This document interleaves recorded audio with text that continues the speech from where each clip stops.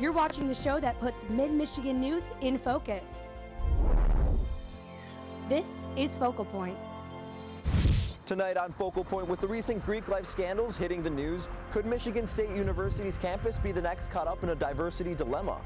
Coming up on Focal Point, we'll take you inside Cooley Law School Stadium and look at all the renovations that they're doing. And as many people are aging, researchers are finding new ways to keep their minds young. A new drug could slow the progression of Alzheimer's. Focal Point starts now. I'm April Jones. And I'm Marley Delaney. Welcome to Focal Point. Fraternities around the country have come under fire for racial discrimination. Fortunately, Michigan State hasn't had any incidents. The video that recently surfaced showing members of an Oklahoma University fraternity singing racial chants on a bus turned the national spotlight on the Greek community. The frat SAE has been banned from Oklahoma University's campus, and Reuters is reporting SAE's national chapter now looking on how to diversify its membership. Focal Point's Miguel Martinez Valle takes a look at Greek life and racial diversity here on MSU's campus. The game's over, Michigan State won, and the brothers can celebrate. We got the win. Eugene Amponza has been a brother at Delta Sigma Pi for 2 years. I mean, it's always big when you can have 10 guys in the room together and just watching the game. While racism in Greek life has filled national headlines in the past few weeks, Amponza says he has felt nothing but support from those he calls friends and brothers. You gotta think positive and you gotta think of your own situation where you're in right now. And so far, I think I'm pretty great here. I don't feel discriminated, towards anyone, whether just this house or Greek life-wise. The Intrafraternity, National Panhellenic, and Multicultural Councils make up Greek life at Michigan State, but those interested in rushing can pledge at whichever house they choose. Michigan State University's Greek life hasn't been a part of any national scandals. Still, the different councils remain pretty segregated, with 2 of them being predominantly white, 1 council being historically black, and another council including other minorities. There aren't really any preventative measures in place, simply because, like you said, we've never really had an issue.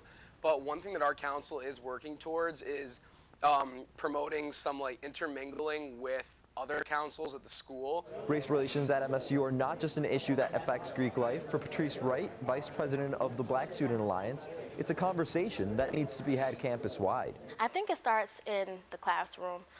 It starts in relationships with people. I'm big on relationships with people, and you can use anything as a teachable moment. For Focal Point, I'm Miguel Martinez Valle. In a separate incident, a fraternity at the University of Maryland is also under fire recently for a racist and sexist email sent to its members last year. Mark D'Antonio released a statement on Tuesday saying that running back Delton Williams has been suspended from all team-related activities. Williams was arrested Monday night and charged with brandishing a weapon in public after a road rage incident on MSU's campus. The charge is a misdemeanor, but if Williams is convicted, he could face up to 90 days in jail. The junior tailback was the 3rd leading rusher last season behind graduating seniors Jeremy Langford and Nick Hill. There's a plan in the works to tighten up a security at a busy government building in East Lansing. Residents come through the doors of East Lansing City Hall to pay bills or pay their tickets. Now they'll be dealing with increased security. There will be a safety checkpoint at the building's south entrance. It will include a metal detector and surveillance cameras. Staffed by both security guard, the new security station will serve as the only entrance to the City Hall, while all doors will work as emergency exits only. I think it's prudent that the city of East Lansing at this time looks at security upgrades to not just protect city employees, which is very important, but to also protect any members of the general public, our elected officials, our boards and commission members, and anyone that's using the building. The project costs a total of $118,000, but the city employees agrees you can't put a price on safety. The East Lansing City Council agreed to a $10,000 settlement at their meeting Thursday. The city approved the settlement with Juan Marlin, who was struck on the nose by a police officer's flashlight downtown in late August. The officer was chasing a suspect when he lost control of his flashlight. Lansing lawmakers are considering a bill that would help let some nurses prescribe drugs to patients. Focal Point's Tyler Clifford has that story. Go to the doctor often? Lansing resident Priscilla Dever goes about once a month and is sometimes frustrated. It usually takes about 45 minutes to an hour. And if it does take a minute for a while for them to get the prescription. And lawmakers are trying to do something about it. There's a Senate bill that would allow advanced practicing nurses to sign prescriptions without physician approval. Dr. Gretchen Schumacher is president-elect of the Michigan Council of Nurse Practitioners and a nursing professor at MSU. She thinks advanced nurse practitioners should be able to prescribe drugs to patients. And to clarify, Senate Bill 68 does not advance the scope of practice of APRNs. This bill only seeks to allow us to practice to the full extent of our education and training. But some doctors groups don't agree.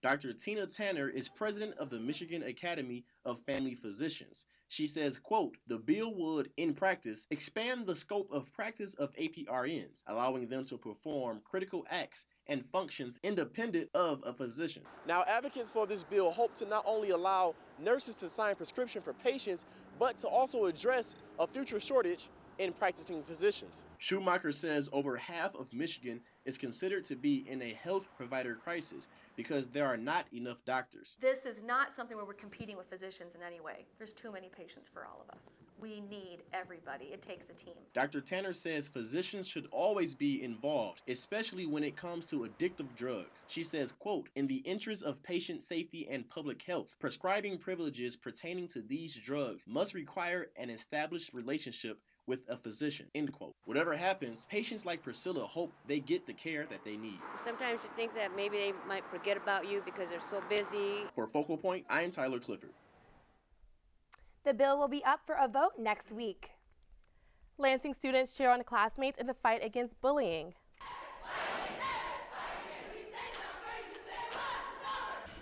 Special needs students team up with the Lansing Everett High School cheerleaders at a rally today.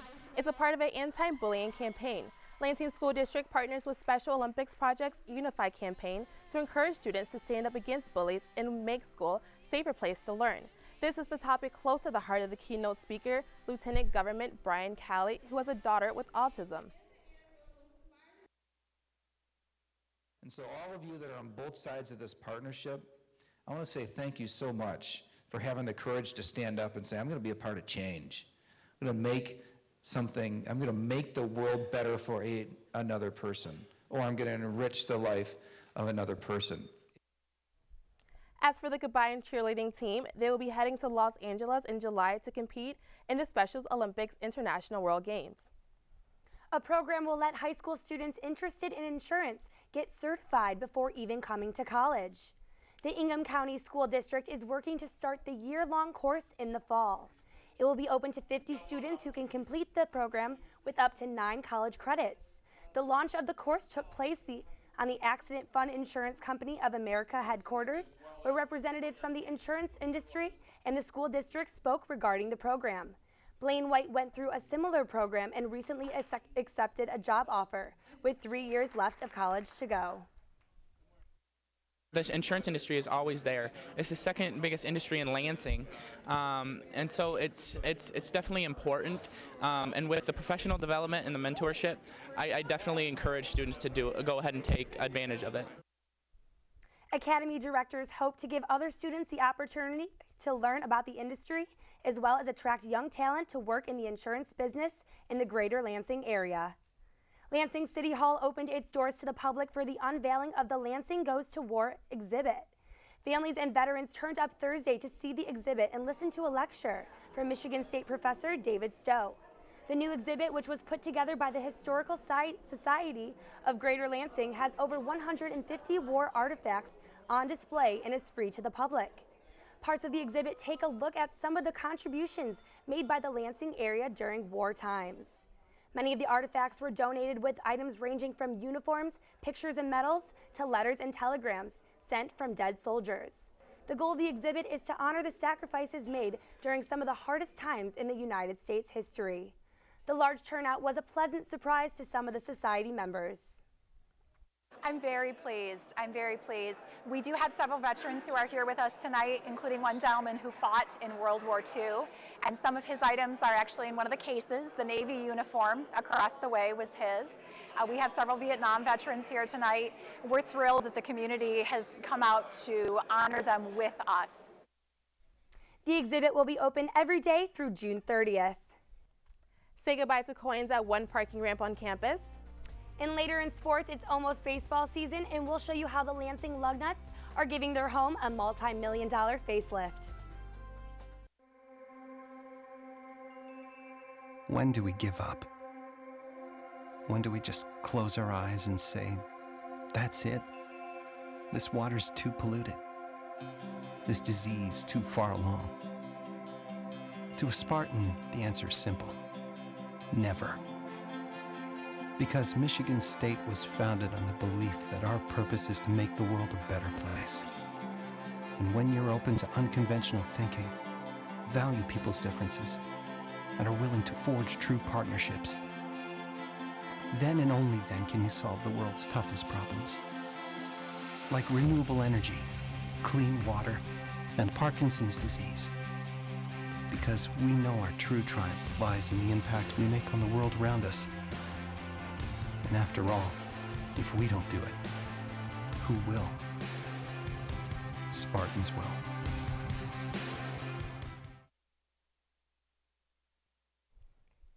A research breakthrough on campus could make a big difference in the lives of millions of people. It's a new drug that could slow down Alzheimer's and help people remember. Under the wide and starry sky, dig the grave and let me lie. Glad did I live and gladly die, and I laid me down with a will. Even at 80 years old, Jamshid Mvada can recite word from word a poem he learned 70 years ago. Not in mournful numbers, life is but an empty dream, for he is dead that slumbers and things are not what they seem. And not only does he remember a poem he learned back in elementary school, he remembers much more. Mvada easily recalls laughable moments, as well as the heartbreaking ones too. Then she said, I'm not feeling well, and I'll go upstairs and sleep. And the next day she was in hospital, the third day she was gone. What Mvadia has is something that not all senior citizens are fortunate enough to have at his stage in life, his ability to remember. And while Mvadia's memory is still sharp as a tack, his memory isn't something he takes for granted. Currently, nearly 5 million Americans are living with Alzheimer's, and as the baby booming generation continues to age, Lindsay Berksheed of the Alzheimer's Association says the numbers are only getting larger. Alzheimer's is a progressive, degenerative brain disease that affects not only memories, but every function that your brain does for your body. While there may be no cure for the disease, MSU professor Marley Dallaire believes he may have discovered a way to help keep some of those memories alive, a botanical compound found in a South African plant. The study's goal is for those who take the drug can not only slow the progression of Alzheimer's disease, but will also have the power to prevent Alzheimer's at the onset to help improve the quality of life and the concern of forgetting. But most of all, the doctor hopes this drug will help the power to let people protect their memories. That's definitely worth sharing. March is Women's History Month, and the Michigan Women's Historical Center and Hall of Fame is celebrating with a new exhibit. The exhibit focuses on Michigan's female veterans, specifically those who are a part of the Post 535, Michigan's last all-female post. Many of the ladies celebrated in the exhibit and their loved ones were present at a recent reception, including a World War II veteran, where they shared food, laughs, and a lot of memories. Some of these stories are just incredible. So I think it's important for people to realize that women have made significant contributions, not only in the military, but everything else they've done. The exhibit will be on display until next year at the Michigan Women's Historical Center in Lansing. A new way to pay for parking on campus and a quick way to get your bike ready for spring top our stories in this week's On Campus Report. Amanda Chotnicki joins us now with these stories and more. Amanda? A gas leak on MSU's campus Wednesday afternoon prompted buildings to be evacuated and roads closed. The 4-inch gas line was struck while a worker was digging into the ground working at the Cyclotron Laboratory construction site on Bogue Street and Wilson Road. Consumers Energy crews took the rest of the day to fix the leak. There are no reports of any injuries or safety concerns. Students can say goodbye to coins at one parking ramp on campus. The Grand River parking ramp near Berkey Hall now has a pay-by-plate parking option. Here, students can now pay at the kiosk with cash, coins, or credit cards. All you do is enter your license plate number and pay. A new feature will also allow students to add time without having to go back to their car. The biggest feature that's really neat that people are using so far is what's called Extend by Text. So if you've paid with a credit card, the machine will ask you if you want to leave your cell phone number, and if you opt to, it's optional, you can type in your phone number, and then it will send you a text when you have about 10 minutes left on your time. 3 MSU vehicles have cameras that can tell when your time has run out by reading your license plate as it drives by. Ice skating and gambling don't usually go together, but at Munn Arena, that is exactly what happened. The annual UAB Dyson Ice event let students try their luck at gambling and pick up a skill or two. Students also took advantage of free ice skating and spending a night with friends. Students who weren't interested in gambling or ice skating could play bingo or other games. Well, as the weather gets warmer, bikers are starting to appear on campus again. But before hitting the streets, the MSU Bike Service Center recommends a spring tune-up. The center has been very busy since students returned from spring break, fixing things like rusty chains and faulty brakes. They also stock parts and accessories. The center is open from 10 to 5 Monday through Friday. Classes are also offered Monday nights for those interested in learning basic bike repair skills. And new this year, MSU is installing bicycle self-repair stations around campus to help those who need a fix in a hurry. High school students came to MSU today and got a glimpse of what their future might look like. High school students worked on an InDesign program as part of the one-day workshop sponsored by MIPA, the Michigan Interscholastic Press Association. MIPA brings high school students to a university setting through School of Journalism, attend workshops and lectures all about journalism. Classes range from videography to yearbook design. It's a lot of fun. It's a good atmosphere to be in, and I'm learning a lot, and the people are really nice. So. About 150 students from across the state attended the annual one-day workshop. That's what's happening on campus. I'm Amanda Chodnicki. Madness has hit East Lansing as the 2015 NCAA tournament is now underway. We asked students about their brackets and predictions for those home teams. Plus, Cooley Law School Stadium in Lansing undergoes major renovations just before the beginning of the season. That and more coming up next. Ever wonder where courage comes from? Where one finds the strength to believe in solutions that seem impossible? It takes a Spartan's will to understand that by working together we can solve the world's biggest problems, from renewable energy to fighting malaria. After all, if we don't do it, who will? Spartans will. Michigan State is headed to the next round of the NCAA tournament. Fans cheered on the Spartans as they got their first win against Georgia Friday afternoon. Focal Point's Ariel Rember was in the middle of the madness on campus.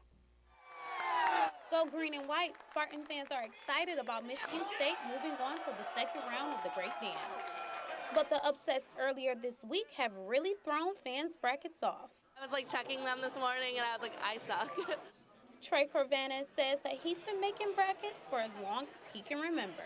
Well, a lot of the upsets, I did not predict. I thought that the field this year that there were going to be maybe 1 or 2, and to have 3 yesterday, it was a shock to me. Spartan fans were anxious about this year's outcome, so they flooded a local Buffalo Wild Wings, grabbed their beers, and hoped for the best.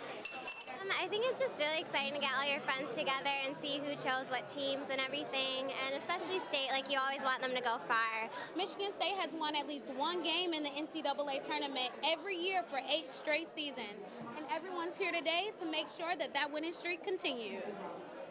Actually, I'm going to the Final Four. I really want them to win. So as Spartans move on, their fans will join in the madness along with them. For Focal Point, I'm Ariel Rembert. The Spartans will take on number 2 seed Virginia on Sunday. The Detroit Lions lost 2 defensive stars during this year's free agency. Starting defensive tackles Ndamukong Suh and Nick Fairley will suit up for different teams in 2015. Suh, who is headed to Miami, accepted the largest defensive contract in NFL history at $114 million, with $60 million guaranteed. Fairley signed a contract with the St. Louis Rams. But it's not all bad in Detroit. the Lions picked up former Baltimore Ravens Haloti Ngata, one of the league's top defensive linemen. With all the free agency commotion, Lions general manager Martin Mayhew found the time to head to East Lansing to watch some potential draft prospects. Not only Detroit, but all 32 NFL teams were present at this year's Michigan State Football Pro Day, including 3 head coaches. Participants included wide receiver Tony Lippett, running back Jeremy Langford, linebacker Tawan Jones, defensive end Marcus Rush, and the high draft prospect, cornerback Trey Waynes. Top performers were Jones, who clocked a 4.7140 compared to his combine time of just a 4.95. Lippett, Langford, and Waynes also performed well. Now, with all eyes on Waynes after his impressive combine performance, he said being back in East Lansing is an overall good feeling. It's like it's kind of a little break. At the combine, you're always going places, always moving around up at, 4:30, 6 o'clock in the morning. So coming back is really good, being able to work out with the team, and I can't wait to get back started with them. The Spartan gymnastics team is headed to Ann Arbor this weekend for the 2015 Big Ten Championship. MSU will face Rutgers, Iowa, and Maryland in the first session. The Spartans faced all 3 teams during regular season, posting a perfect 4-0 record against Big Ten opponents. Competition begins in the Chrysler Center at 11:30 a.m. Orange cones border out the border of Cooley Law School Stadium, and construction workers have flown in and out since October. Focal Point's Amanda Chodnicki takes us inside the stadium to get a closer look at what's being done. With more stadium seating, a new HD scoreboard, refinished suites, and more, the Cooley Law School Stadium is getting a makeover. It all sounds great in concept, but when you experience it, that's when you realize, oh, baseball's not only here to stay in Lansing, the baseball experience is better than it's been in years. Jesse Goldberg-Strassler, Lugnut's radio broadcaster, says after the approximate $23.5 million in renovations, he hopes there's a little something for everyone. Whether you want to sit and make sure you can still see the fireworks, whether you were thinking of yourself, okay, maybe I want to live downtown, and what would that mean? Not only are there improvements for fans, but he says the players and employees are getting some treats too. The clubhouses downstairs for the players will be so much better. In the suite level, the control room, the equipment that we have, it's now state-of-the-art. Goldberg-Strassler says in addition to the renovations taking place here at the stadium, there's also 4-story apartments being built right behind me in the outfield. So people can actually live here right beyond the outfield wall. They'll be out on their balcony enjoying Lugnuts baseball. Katie Niles, special events manager, says inside the apartment building will also be a space similar to a banquet hall. It's used to host an array of events from meetings, special events, holiday parties when we get to that time of year. The apartment building with the view room is expected to open next year. For Focal Point, I'm Amanda Chodnicki. While the apartment building won't be open until 2016, the stadium renovations are expected to be done this season. And that's what's happening in sports. I'm Daniela Bruce. April, Marley. And finally tonight, earlier this month, we celebrated National Pancake Day with free pancakes from a local chain. Focal Point video journalist Daniel Hamburg shows us how free pancakes help raise money for a good cause. Blake for 3, please. Well, today's been a very busy day for us. Haley for 3. We're here to support the National Pancake Miracle Network. National Pancake Day. We have been on a wait since 8:30 this morning. I need Megan or runners. It's now 3:30. I'm on my 10th wait sheet. It's gonna be about 30 minutes, okay? Thank you. So you guys got free pancakes? Enjoyed your free pancakes?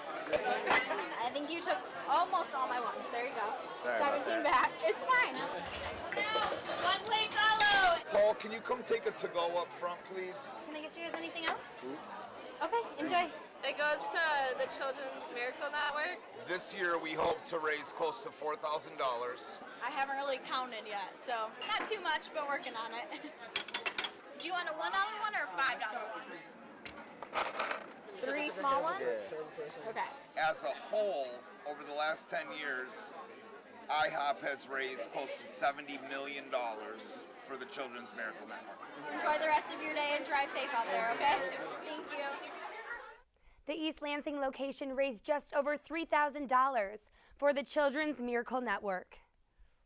That's our show for tonight on this first day of spring. Good night.